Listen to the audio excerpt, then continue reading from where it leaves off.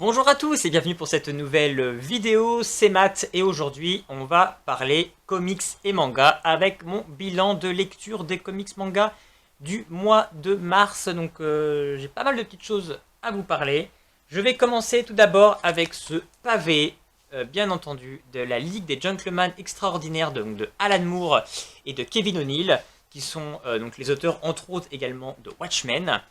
Et j'avais très envie de découvrir ce comics voilà, de ces auteurs emblématiques qui, là, aujourd'hui, reprend des classiques de la littérature pour refaire une espèce d'équipe de justiciers et d'espions avec Alan Quaterman, entre autres, Dr. Jekyll, Mr. Hyde, par exemple, ou encore le Capitaine Nemo. Donc voilà, on se retrouve ces différents personnages et qui vont devoir lutter contre des menaces qui mettent en péril le monde. Donc on découvre ces différents personnages, comment l'équipe se forme, et quelles menaces ils doivent lutter. C'est très bien construit. On retrouve ce côté un petit peu cynique à la Alan Moore, bien évidemment. Moi j'ai bien aimé, je trouve qu'on passe un bon moment de lecture.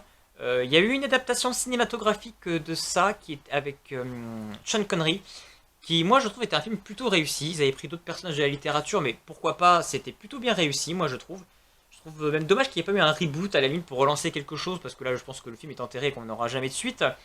Je trouve que c'est un matériau qui donne beaucoup de possibilités. Et je pense que ça serait affilié au niveau d'Hollywood. En tout cas, j'ai beaucoup aimé le comics. Enfin, en tout cas, ces deux tomes.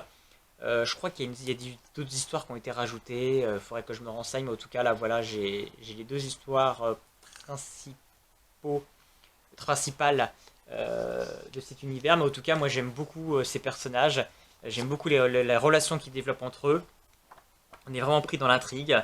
Et on se demande finalement qui se cache derrière. Et il y a beaucoup de choses à chercher derrière parce que finalement, moi, je connais pas tout. Il y a, je pense, des personnages de littérature que je ne connais pas. Donc, il y aurait beaucoup de recherches à faire par rapport à ça. Mais c'est plutôt bien fait. Et c'est très prenant. J'ai lu également Walking Dead, le tome 3. Là, c'est la découverte de la prison. Il trouve dans la prison qu'il y a des anciens prisonniers. Donc, la cohabitation avec eux va-t-il ou non se faire? On est toujours dans le relationnel des personnages. On est vraiment au cœur de Walking Dead où les monstres ne sont pas forcément ceux qu'on pense. Et on est plus au fait dans la survie entre eux, entre les humains, plutôt qu'avec finalement les zombies. Donc voilà, encore un tome très bon de Walking Dead, donc j'ai très hâte de lire la suite. Je me remets également dans One Piece. J'ai lu le tome 25, 26 et 27. On se retrouve dans cet univers où là, en fait, l'équipage de One Piece va tenter d'aller dans le ciel. Donc on a toute cette partie où ils cherchent à savoir quand ils peuvent rejoindre atteindre les nuages. Donc c'est toujours aussi loufoque, toujours aussi intéressant, toujours aussi...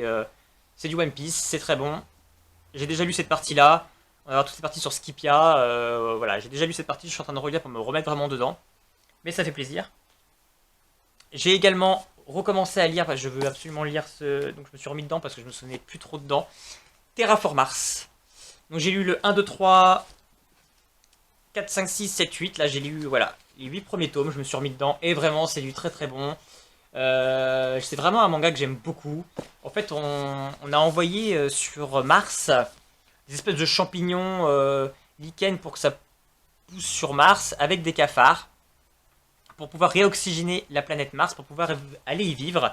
Et il se trouve qu'en fait, quand ils vont envoyer une unité pour voir si finalement, pour éradiquer les cafards, pour pouvoir enfin aller vivre sur Mars, ils vont se trouver que les cafards ont muté, sont devenus un petit peu humanoïdes, et sont devenus super puissants même, et vont donc éliminer les personnes qui ont été envoyées en mission. Et pour envoyer des gens en mission, ils vont envoyer des gens qui vont muter, à qui ils vont mettre des gènes d'animaux pour les rendre encore plus puissants. Et donc on va avoir une sorte de bataille sur Mars entre ces hommes et les cafards. Mais le tout sur un fond politique, parce que voilà, on a différentes nations qui participent à ça, enfin le monde participe à ça. Et donc on a les Américains, un petit peu ce qui va correspondre à la Chine, aux Russes, aux Européens quelque part. Et ces nations-là forcément ont aussi des objectifs derrière différents. Et donc au-delà de l'attaque de Mars, on a aussi ce conflit entre les nations. Donc on a aussi tout cet ensemble de jeux politiques. On a une historique aussi entre les différents personnages. Donc c'est vraiment très intéressant, moi j'aime beaucoup ce manga et j'ai vraiment plaisir à me replonger dedans. J'ai également commencé à lire Ultraman, le tome 1 et 2. C'est une remise à niveau en fait d'un vieux manga des années 80, il me semble. Il y a eu un dessin animé. Et là, en fait, on le remet un petit peu au goût du jour, où là, en fait, c'est le fils de l'Ultraman de l'époque qui va devenir Ultraman. Les deux tomes, ça se lit très rapidement. L'histoire est assez simple. J'attends de voir un petit peu comment ça va tourner. Je suis un petit peu plus mitigé. C'est vrai que c'est pas très fourni, ça va assez vite. En fait, ça m'a pas forcément marqué parce qu'en fait, il y a tellement peu de dialogue que je sais pas trop, voilà, comment ça va tourner. Même graphiquement, je pense qu'on a du mal forcément à tout se représenter. Donc, je suis un petit peu plus mitigé sur ce manga. J'attends de voir la suite, mais pourquoi pas. J'ai également commencé à lire les Galaxy Express 999. Donc j'ai lu le 1, 2, 3. Donc c'est le manga de Leiji Matsumoto, bien évidemment, l'auteur emblématique de Albator. Et là on découvre l'histoire en fait de ce jeune garçon qui va monter avec Matel, qui va l'emmener avec elle, avec elle, à bord du Galaxy Express 999 pour l'amener à la planète où on peut avoir un corps robotique gratuit et devenir immortel.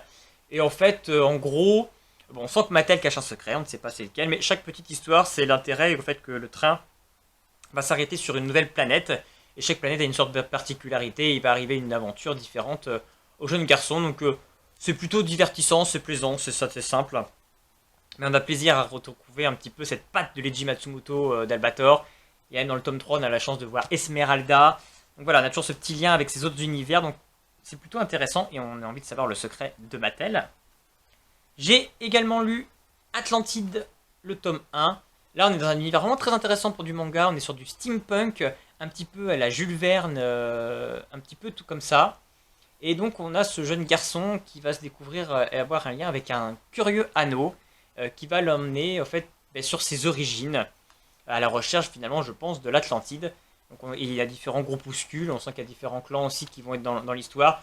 C'est une série assez courte, il y a 3 tomes, donc là j'ai lu que le 1, j'y reviendrai plus approfondi dans ma prochaine vidéo où j'aurai lu le 2 et 3, pour revenir entièrement sur ce manga, mais en tout cas j'aime beaucoup l'univers, qui change, dommage j'ai envie de dire, dommage qu'avec 3 tomes, parce que je pense qu'il y avait un fort potentiel, et c'est vraiment un univers qui change au niveau du manga, donc c'est vraiment intéressant.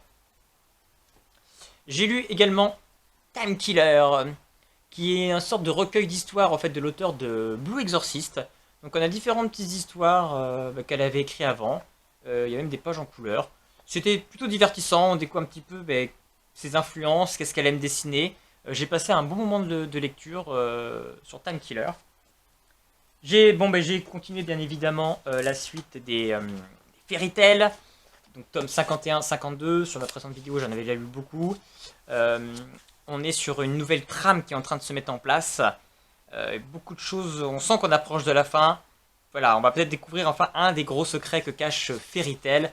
On découvre un nouveau pays, une nouvelle nation, une nouvelle quête est en train de démarrer, des nouveaux personnages, encore plus de pouvoir. Donc je pense que là on rentre vraiment sur un cycle qui annonce la fin. J'ai lu également Dragon Ball, le tome 16, avec donc le personnage donc, de Granola qui devient le plus puissant guerrier et qui va vouloir affronter Sangoku et Vegeta. Donc on a un petit peu toute cette préparation de pourquoi, en fait, comment on va réussir à les amener à s'affronter entre eux. Toujours plaisant en fait de découvrir un style graphique aussi proche d'Akira Toriyama.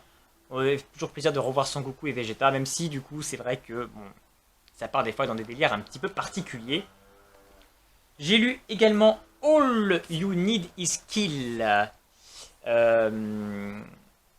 C'est le scénario de Hiroshi Sakurazaka, mais surtout c'est dessiné par Takashi Obata, celui qui avait participé également à Death Note. Donc on retrouve vraiment son style graphique, et puis là c'est en grand format, donc c'est encore mieux, on a vraiment plaisir à le découvrir. Et vraiment, en fait c'est un petit peu comme le film Edge of Tomorrow avec Tom Cruise. On a un jeune garçon qui va revivre tout le temps la même journée, où en fait il meurt contre des extraterrestres, et il est dans une sorte de Gundam, un vaisseau. Et en fait, il va revivre tout le temps la même journée, donc au final, il va réussir à s'entraîner, à se former et à devenir de plus en plus fort pour réussir du coup à chaque fois à battre les monstres et à découvrir aussi pourquoi il est dans cette boucle temporelle. Moi, j'ai passé vraiment un très bon moment de lecture, ça a été vraiment une grosse surprise. J'ai vraiment trouvé ce manga génial.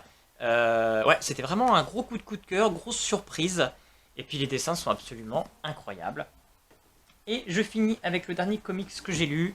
Manifest Destiny, le tome 3, Chiroptère et Carnivore. Donc encore une fois, c'est la suite, j'en avais parlé dans ma précédente vidéo, du tome 2. On a ces explorateurs en Amérique qui sont confrontés donc à du surnaturel, à des créatures absolument puissantes, qui s'en prennent à eux. Vraiment, moi j'ai vraiment passé encore un bon moment de lecture. On est encore sur d'autres trames. Moi, je m'attache vraiment à ces personnages. Et j'aime vraiment bien l'ambiance un petit peu voilà, d'explorateur, cow-boy, indien. Je trouve vraiment que ça change un petit peu. Et c'est vraiment pour moi un gros coup de cœur au niveau de ce comics. Voilà, je crois que j'ai fait le tour de tout ce que j'ai lu en comics ce mois-ci et en manga. J'espère que cette vidéo vous a plu. N'hésitez pas à me laisser un petit commentaire pour me dire, vous, s'il y a des choses que vous avez lues également. Et puis en attendant, on se retrouve pour une prochaine vidéo. A bientôt!